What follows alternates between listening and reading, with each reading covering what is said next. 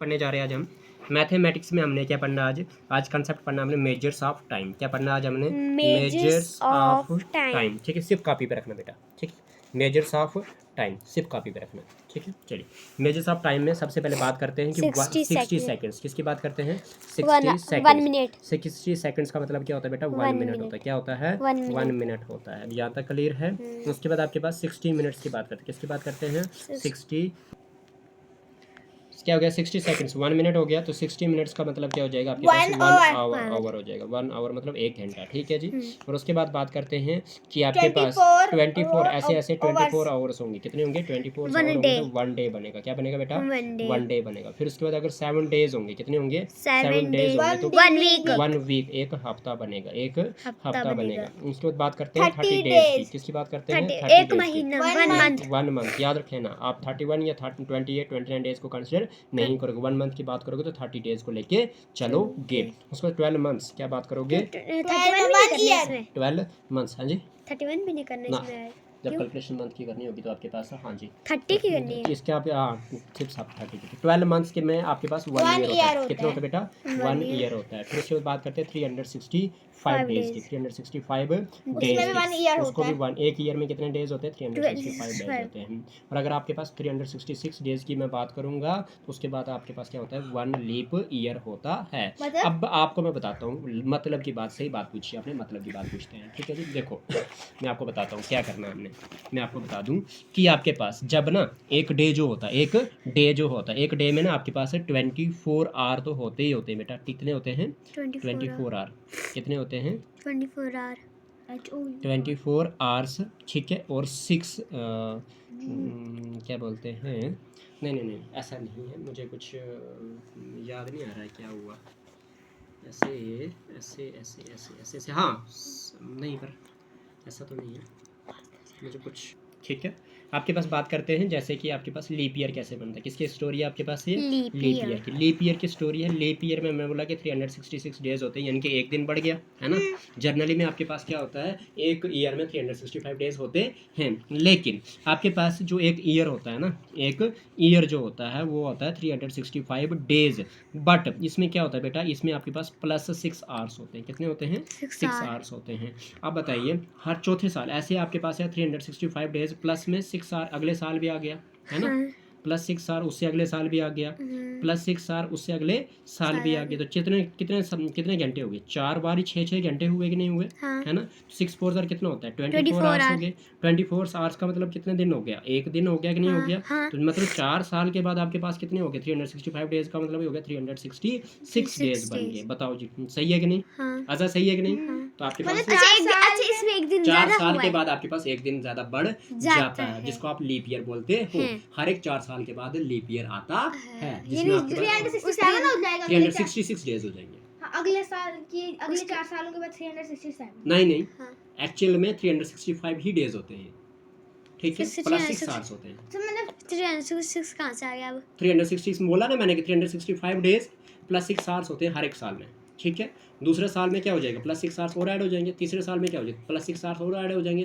Plus 6 hours अगले साल में फिर से ऐड हो जाएंगे। जब आपके पास 4 साल हो जाएंगे, चौथे साल में आपके पास क्या हो जाएगा? 365 डेज में प्लस 1 डे बढ़ जाएगा, क्योंकि वो 6 आवर 4 साल में ऐड करते हुए 24 आवर बन जाएंगे। 24 आवर का मतलब क्या होता है? 1 डे होता है, तो 365 जगह पे 366 डेज बन जाएंगे। और उस डेज को बोलोगे लीप ईयर। क्या बोलोगे? Leap year. समझ आई अब? पक्का? कि मतलब आपके पास जर्नली ऐसे चलोगे तो हर साल आज के दिन 6 घंटे बढ़ गए, और अगले आज के दिन नहीं, एक साल में इस साल 6 घंटे बढ़ गए, फिर अगले साल 6 घंटे, फिर उसके अगले साल 6 घंटे, और उसके अगले साल 6 घंटे, फिर मिला के एक दिन बन गया। हाँ, फिर वो बन गए 366 डेज। यस, ठीक है। और उसमें क्या होता है? उसमें आपको पता लग गया, इसको लीप ईयर बोलते हैं। क्या बोलते हैं इसको? लीप ईयर बोलते हैं। क्या बोलते हैं इसको? लीप ईयर बोलते हैं। लेकिन इसी में अगर मैं आपको बता दूं कि आपके पास इसी में अगर आपको बता दूं कि जो जनवरी होता है आपका, क्या होता है? जनवरी 31 डेज। फेब, फिर होता है मार्च, में शॉर्टकट में लिख रहा हूँ, ठीक है। फिर होता है अप्रैल, फिर होता है मई, फिर होता है जून, फिर होता है जुलाई, फिर होता है अगस्त, फिर होता है सितंबर, फिर होता है अक्टूबर, फिर होता है नवंबर, फिर होता है दिसंबर। बेटा ये 12 मंथ होते हैं, है ना। अब मैं बात करता हूँ आपके पास अपना हाथ लाना, क्या नाम है शिवन्य, हाँ शिवन्य अपना हाथ लाओ आगे, देखना इधर। आपके पास हमेशा जब गिनना आपने तो यहाँ पे ये जो आपके पास हड्डी है ना ऊपर फिंगर्स की, ठीक है, जॉइंट की, तो ये फिर हड्डियों पर देखो या तो 31 डेज होंगे फॉर एग्जाम्पल, या तो 31 डेज होंगे, या तो 30 डेज होंगे, या तो 29 होंगे, या तो 28 डेज होंगे मंथ में, ठीक है जी। अब बदलाओ तो इधर लाओ। अब इसके बाद क्या होता है, जो जनवरी है, जनवरी स्टार्ट करना है आपने तो ऊपर हड्डी पे आया है, तो टॉप का मतलब ज़्यादा दिन और नीचे का मतलब कम, है ना जी। तो 31 डेज, फिर 30, फिर 31 डेज, फिर 30, फिर 30 डेज, फिर लेकिन फरवरी में वो नहीं होगा, फरवरी में 28 की 29 वेरी डेज गुड। होंगे। देखो इधर सीखो, मतलब मैंने क्या कहा कि 31 डेज ऊपर, 30 डेज नीचे, 31 डेज ऊपर, 30 डेज नीचे, 31 डेज ऊपर, 30 डेज नीचे, 31 डेज ऊपर, फिर से ऊपर ही आ रहा है 31 डेज ऊपर आ रहा है, 31 डेज ऊपर, 31 डेज नीचे, 30 डेज नीचे, 31 डेज ऊपर, 30 डेज नीचे, 31 डेज ऊपर, 30 डेज नीचे, 31 डेज ऊपर, है ना। इसका मतलब क्या हो गया कि अगर मैं आपको गिनूँ यहाँ पे ध्यान दो, अभी रखो हाथ आगे, मैं आपको ध्यान दूँ अगर आपके पास, तो यहाँ पे क्या होगा, ये जनवरी में 31 डेज आ गए, फरवरी में फिर से 28 या 29 डेज होते हैं, मार्च में 31 डेज, अप्रैल में 30 डेज, मई में 31 डेज, जून में 30 डेज, जुलाई में 31 डेज, अगस्त में 31 डेज, सितंबर में 30 डेज, अक्टूबर में 31 डेज, नवंबर में 30 डेज और दिसंबर में अगेन 31 डेज। समझ आ रही है। जो मंथ ऊपर आएंगे क्या नाम है पहाड़ पे, वो 31 डेज आएंगे, जो मंथ नीचे वैली में आएंगे उसको 30 डेज बोलेंगे। वैली मतलब नीचे एक साइड पे आपके पास ये हुआ मतलब समझ आ रही है बेटा। अब देखो इधर बताता हूँ, देखो जनवरी में कितने 31 डेज, फरवरी में या तो 28 या तो 29, ठीक है जी। मार्च में 31 डेज, अप्रैल में 30 डेज, मई में 31 डेज, जून में 30 डेज, जुलाई में 31, अगस्त में फिर से 31 होता है, सितंबर में 30, अक्टूबर में 31, नवंबर में 30 और दिसंबर में 31। जनवरी में भी 31 और दिसंबर में 31, मतलब शुरू के मंथ में भी 31 और लास्ट में मंथ में भी 31। एक और चीज़ आपने सीखनी है कि मैंने जो बोला कि एक ईयर में, मैंने क्या बोला कि एक ईयर में आपके पास एक्चुअल में कितने होते हैं 365 डेज एंड 6 आवर्स, कितने घंटे 6 घंटे, है ना जी। लेकिन इनको अगर आप जब 4 साल के बाद क्या हो जाएगा, आपके पास 366 डेज हो जाएंगे।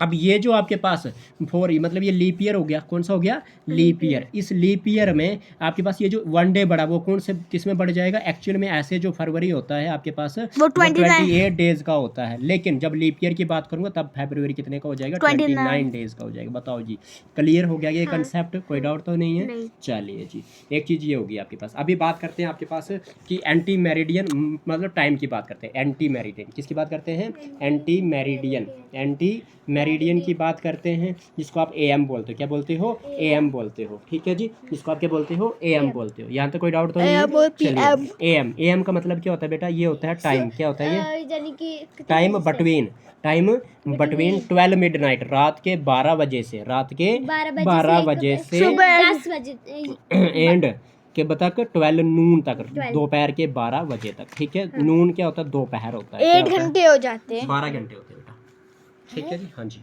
तो मिडनाइट होता है रात, क्या होता है रात। आधी रात के 12 बजे से लेकर दोपहर के 12 बजे तक आपके पास AM होता है। उसको आप क्या बोलते हो, एंटी मेरिडियन बोलते हो। अभी बात करते हैं पोस्ट मेरिडियन। क्या बोलते हैं, पोस्ट मेरिडियन, ठीक है। जिसको आप क्या बोलते हो, PM। स्पेल पूछूंगा कि PM की फुल फॉर्म क्या है, तो इसको बोलते हैं PM, पोस्ट मेरिडियन। आपके पास ये जो होता है ये भी टाइम होता है, ये भी क्या होता है बेटा, ये भी टाइम होता है बिटवीन, किसके बीच में होता है ये 12 नून के, रात के दोपहर के 12 बजे से लेके, और किसके बीच में 12 मिडनाइट, रात के 12 बजे तक। समझ आ रही है, दोपहर के 12 बजे से लेके रात के 12 बजे तक क्या होता है जी, PM होता है। यानी कि अभी जो चल रहा है ना, अभी आपके पास दोपहर के 12 बजे से लेके और रात के 12 बजे PM चल रहा है। आगे समझ के नहीं। चलिए अभी बात करते हैं आपके पास, ये भी हमने पढ़ लिया।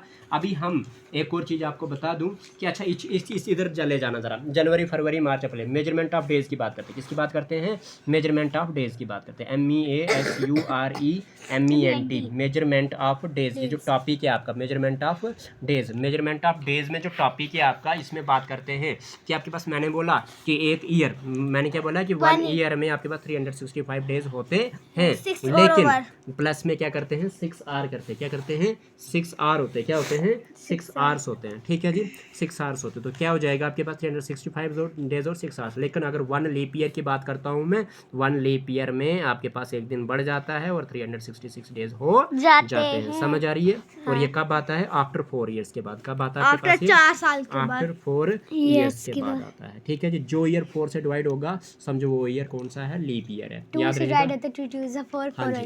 उसके बाद उसके बाद आपके पास बता दूं मैं, जैसे कि इधर रखना ज़रा, मैंने बोला जनवरी मतलब मंथ्स, क्या बोलोगे? Months of 31 days, months of 31 days मतलब number of months, number of months of 31 days मतलब कितने मंथ हैं जिनमें 31 डेज होते हैं। जनवरी, मार्च, अप्रैल, जुलाई, अगस्त, अक्टूबर, दिसंबर। 1 2 3 4 5 6 7वें ये है ना सर, 1 2 3 4 5 6 7। तो 7 आपके पास मंथ ऐसे हैं जिनमें आपके पास क्या होता है? 31 डेज होते हैं। फिर उसके बाद आप बात करेंगे नंबर ऑफ मंथ्स ऑफ, क्या बात करेंगे? Number of months of 30 days. कितने दिन का? 30 डेज का। 30 डेज पे कितने? देखो अप्रैल, जून 2 और सितंबर 3 और नवंबर 4। कितने होते हैं जी? 4 होते हैं। कितने होते हैं जी? 4 होते हैं। कोई डाउट तो नहीं है? नहीं। आपके पास 4 मंथ्स आ गए। कितने आ गए? 4। और इसमें से एक मंथ होता है जिसमें आपके पास क्या होता है? मंथ ऑफ, क्या बोलोगे? मंथ ऑफ 28 और 29 डेज वाला, ठीक है जो वो किसका होता है? वो होता है 1 और उसको बोलते हैं फरवरी। कोई डाउट है बेटा? नहीं है। अब आपके पास एक एग्जांपल है 6। एग्जांपल है 6, रखना जरा उस तरफ। एग्जांपल 6 में क्या बोलता है? एग्जाम्पल 6 में क्या बोलता है? एग्जाम्पल 6 में बोलता है कि आपके पास how many days are there in 8 months 3 weeks. क्या बोला? 8 मंथ्स, इधर रखो आप, 8 मंथ्स 3 वीक्स। 3 वीक्स बेटा 8 मंथ्स को क्या बोलेंगे? एक मंथ में कितने डेज होते हैं? 30 प्लस कर देंगे 3। एक वीक में कितने डेज होते हैं? 7। तो 8 3 जार कितना होता है? 24। जीरो लग जाएगा। 3 7 जार कितना होता है? 21। कर दो ऐड, 1 प्लेस में 1, 1 प्लेस में 0, 1, 10 प्लेस में 2, 10 प्लेस में 4, 6, 261 डेज। कौन सा पार्ट हो गया बेटा? C part. बताओ जी, टफ है क्या? इस तरह से क्वेश्चन करने हैं हमें। निकालो आगे। अच्छा, अगला क्वेश्चन कहता है एक ट्रेन जो है वो अगर क्या करती है? वो स्टार्ट करती है देहरादून से। कहाँ पे? 5:40 इन द इवनिंग। कब? शाम को देहरादून से निकलती है, ठीक है 5:40 इवनिंग का मतलब क्या होता है बेटा? 5:40 पे मतलब क्या हो गया कि लीविंग मतलब क्या हो गया कि जाने का टाइम, जाने का टाइम। एग्जाम्पल नंबर कौन सी बेटा? ये 7 है। एग्जाम्पल नंबर 7 में जो इवनिंग का लिविंग 5:40 है, इवनिंग का मतलब क्या होता है बेटा? इवनिंग का मतलब होता है शाम को। तो 5:40 PM हो गया, शाम को PM होता है, ये याद रख लो। एंड रीचड मुंबई, पहुंचती है। And next day at 10:50। Next day का मतलब क्या? अगले दिन। कब? 10:50 पे, 10:55 पे, है ना। तो मतलब क्या हो गया कि ये AM पे पहुंच रही है। कब पहुंच रही है? अगले दिन पहुंच रही है। जब भी आपके पास ऐसा टाइम निकाल, बोलता है how much time was taken by the train in this journey. इस सफ़र में ट्रेन को कितना टाइम लगा। तो बेटा इसमें क्या करना आपने? एक टाइम निकालने के लिए टाइम कैसे निकाला जाता है वो याद रख लेना। जो अगला टाइम है आपके पास, नेक्स्ट डे का टाइम ये है ना, उस अगले टाइम को पकड़ो, ठीक है। और उसमें से क्या कर दो? प्लस कर दो 12:00। क्या कर दो? 12:00, ठीक है। तो 5 प्लस क्या हो जाएगा? 12:00 मतलब क्यों? मैं बोलता हूँ ना क्यों करना है। ये एक फार्मूला है इसका, ठीक है। जब भी आपके पास पहले टाइम में आप निकले हो और दूसरा टाइम जो हो पहुंचने का वो क्या हो? अगले दिन का हो। क्या हो? अगले दिन का। तो फिर आपने क्या करना है? अगला दिन का हो, AM से PM हो, PM से AM। तो आपने क्या कर देना है? जो अगला वाला टाइम मतलब निकालना कैसे टाइम को, वो आपने क्या करना है? जो लास्ट वाला टाइम है पहुंचने वाला है उसमें से प्लस कर देना 12:00, ठीक है जी। तो क्या हो जाएगा? 5 + 0 5, इधर 10 22। अब इसमें से जो टाइम आया उसमें से क्या कर देना आपने? माइनस कर देना आपने पहला वाला टाइम। तो निकलने वाला टाइम 5:40, ठीक है जी। कर दो, 5 में से 0 गया 5 में से 4 गया 1, 12 में से 5 गया 7, इधर कितना बचा? 1। तो 17 15 मतलब 17। ये कहाँ से आई? क्योंकि अब प्लस हमने इसके साथ ये बेटा ये क्या करना होता है? ये रूल है आपके पास। जब आप अगला टाइम जो होता है, अगले दिन वाला टाइम या AM से PM वाला जो टाइम आपने माइनस करना होता है, उसके लिए आपको 12 प्लस करके चलना पड़ता है, क्योंकि टाइम हमारे पास 24 आवर्स का होता है। कितने का होता है? 6 + 6 24 आवर्स का एक डे बनता है, तो इसलिए 24 आवर्स का जो हाफ होता है वो लिखना होता है मैं यहाँ पे। हाँ जी, क्यों? क्योंकि आप 12 के बाद क्या पढ़ते हो घड़ी पे? एक फिर 2 फिर 3 फिर से 12 आएगा, फिर 1 2 3 हाँ। 24 12 के बाद 13 मत पढ़ते हो आप, नहीं। इसलिए 12 प्लस करना पड़ता है। है। ठीक है जी। हाँ। अब क्या हो जाएगा, अब मैं आपको बता दूं कि 17 आवर्स और कितने 15 मिनट्स, तो 17 आवर्स और 15 मिनट्स कहाँ पे है देख लो भला, 17 आवर्स और 15 मिनट्स नहीं है। डी क्यों नहीं पार्ट। है? 17 आवर्स और 15 मिनट्स अच्छा। डी पार्ट, समझ आया कि नहीं? हाँ। कोई डाउट तो नहीं? नहीं। पक्का? नहीं। एग्जाम्पल अब आपके पास है यूनिटरी मेथड, कौन सा मेथड है? Unitary unitary method। मेथड की बात करता हूँ। यूनिटरी मेथड क्या कहता है? यूनिटरी मेथड कहता है कि in this method we find the value of one article for the reference and then determine the value of group. This method is also known as method of one. इसको method of one भी कहते हैं। Unitary method को क्या बोलते हैं? आप Method of बोलोगे one। AKA का मतलब क्या होता है? also known as, क्या बोलते हैं इसको हम? क्या मेथड होता ऑफ है? One, also known as। Also known as। हाँ, मेथड ऑफ वन, इसको क्या बोलते हैं आप? मेथड ऑफ वन बोलते हैं। किसको? यूनिटरी मेथड को। इसमें क्या होता है कि अगर आपको वैल्यू निकालनी, क्या निकालनी है? वैल्यू ऑफ वन आर्टिकल, एक चीज़ की। किसकी बेटा? एक चीज़ की। वो किसके बराबर होती है? वो होती है वैल्यू, क्या होती है? Value of value of number of article. कितने आर्टिकल्स की वैल्यू आपके पास दी गई है, डिवाइडेड बाई किससे करना है आपने? नंबर ऑफ आर्टिकल, कितने आर्टिकल्स हैं। ठीक है, कितने आर्टिकल्स की वैल्यू डिवाइडेड बाई कितने आर्टिकल्स हैं, तो इससे आपके पास एक आर्टिकल की वैल्यू निकल जाएगी। और उसके बाद example दिखा लो। एक और, हाँ वो भी दिखाता हूँ। एक और अगर इसमें अगर पूछा हो कि वैल्यू, क्या पूछी हो? Value of required number of articles की, कितने नंबर ऑफ आर्टिकल्स की आपने वैल्यू निकाली, रिक्वायर्ड नंबर ऑफ आर्टिकल्स, वो किसके बराबर फार्मूला होगा?